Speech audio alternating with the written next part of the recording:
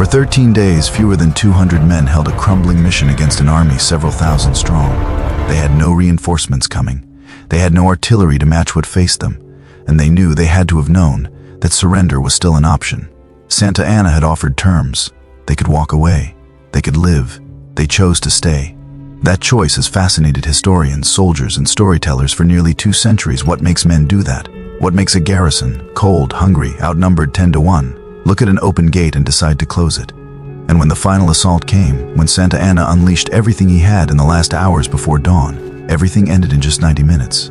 This is the story of the Alamo. A country still finding its borders. To understand why the Alamo happened, you have to understand what Mexico was in the 1820s. It was a young country, barely independent from Spain, struggling to govern an enormous territory that stretched from Central America all the way north into what is now the American Southwest.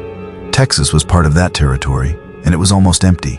The Mexican government needed settlers to stabilize the region, and so they made an offer: come to Texas, farm the land, pay low taxes, and swear loyalty to Mexico. American settlers came by the thousands. By the early 1830s, Anglo-American colonists outnumbered the Mexican population in Texas several times over, and that imbalance created a tension that only needed one spark to become something dangerous. The spark arrived in the form of General Antonio López de Santa Anna. He had come to power promising to uphold Mexico's liberal constitution, but once he consolidated control, he moved in the opposite direction, centralizing authority, disbanding state legislatures, and demanding that Texas fall in line like every other province. Texas, which had grown used to a degree of autonomy, pushed back. By 1835, that pushback had become open-armed resistance. The Texas Revolution had begun. Early Texan forces scored a stunning victory in December of 1835, capturing the city of San Antonio de Bexar from the Mexican army. It was a shock, and Santa Anna was not the kind of man who absorbed shocks quietly. The old mission on the edge of town just outside San Antonio stood a compound that had started life as a Spanish Catholic mission, San Antonio de Valero. By the early 19th century, it had been converted into a military outpost, and the soldiers garrisoned there came to call it the Alamo, likely after a cavalry unit from the Mexican town of Alamo de Paras. It was not by any military standard a strong fortress. The walls were irregular. The compound was large, too large for any small garrison to defend properly. Artillery positions were incomplete, but it sat at a strategically important location, guarding the approach to the Texas interior, and the Texan force that now held San Antonio decided to dig in and hold it. The men who gathered inside that compound were an unlikely group. William Barret Travis, 26 years old, a South Carolina lawyer turned soldier who commanded the regular Texan forces, intense, idealistic, burning with revolutionary conviction.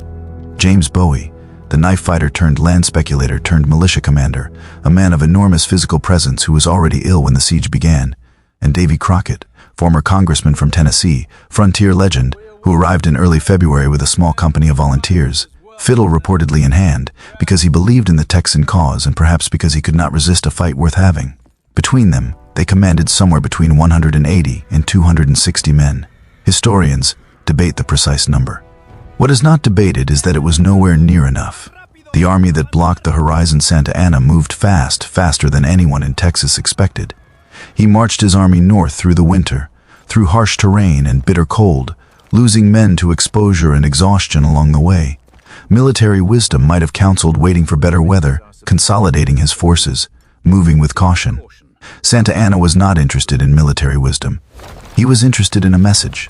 On February 23, 1836, the Mexican army appeared on the outskirts of San Antonio. The Texan garrison, caught partially off guard, scrambled into the Alamo. Travis sent a rider for help and watched as a blood-red flag was raised over the city, the traditional signal that no quarter would be given, no prisoners, no mercy. Travis sent back his answer with a cannon. The Mexican artillery responded the same afternoon. The siege had begun. 13 days in the first days, the mood inside the Alamo was grim but not yet desperate. Travis continued sending dispatches requesting reinforcements. The Mexican bombardment was heavy but not yet devastating. The garrison worked to strengthen their defenses, filling gaps in the walls, repositioning their cannon, rationing their supplies.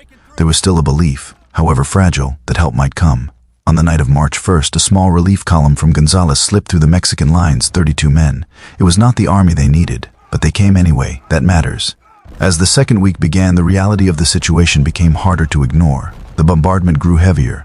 Food and sleep became increasingly scarce. Travis wrote letters to the people of Texas, to the people of America. asking for help that never came in any meaningful form. His most famous dispatch, dated the 24th of February, ended with 3 words that have echoed ever since: victory or death. That phrase was not theater. It was Travis's honest assessment of what was coming. By the final days of the siege, Bowie had collapsed, likely from typhoid fever, pneumonia, or tuberculosis, possibly some combination. He was bedridden. Crockett moved through the compound doing what Crockett apparently did naturally, steadying men, keeping spirits alive, reportedly playing his fiddle in the evenings while Mexican artillery continued to pound the walls. And then there is the famous story of the line in the sand. According to one of the most enduring accounts of the siege, Travis called his men together near the end and drew a line across the ground with his sword. Those who wished to stay and fight, he said, should cross to his side. Those who wished to leave were free to go.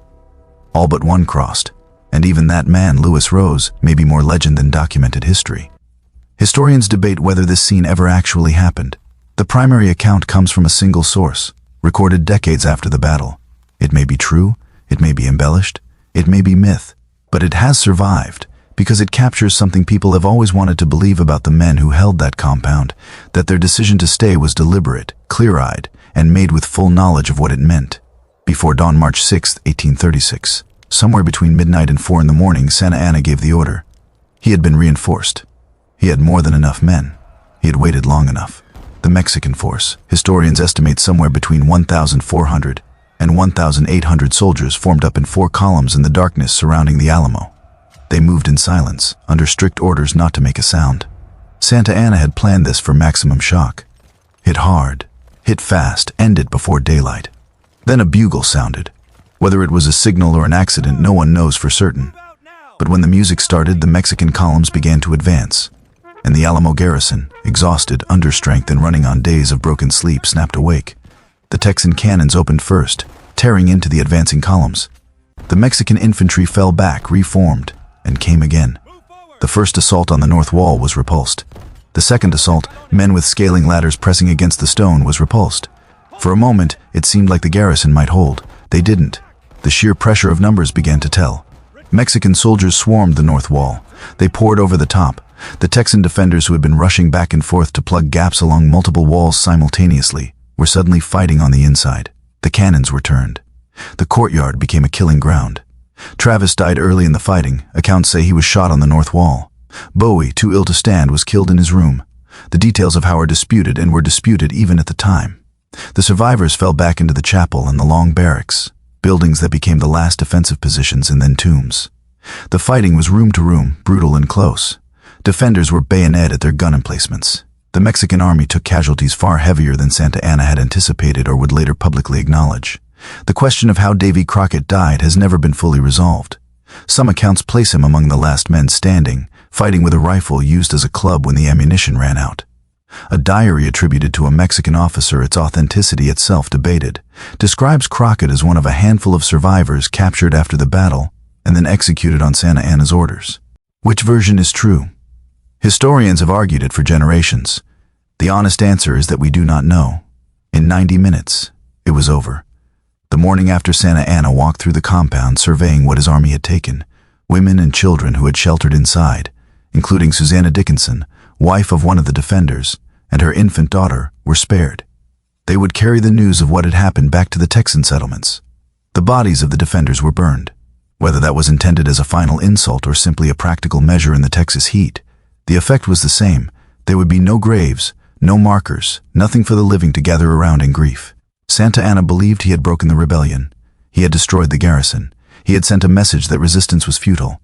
The revolution, he assumed, would collapse under the weight of what he had just demonstrated. He was wrong. Remember the Alamo. The story of what happened at the Alamo spread faster and with more emotional force than Santa Anna could have predicted.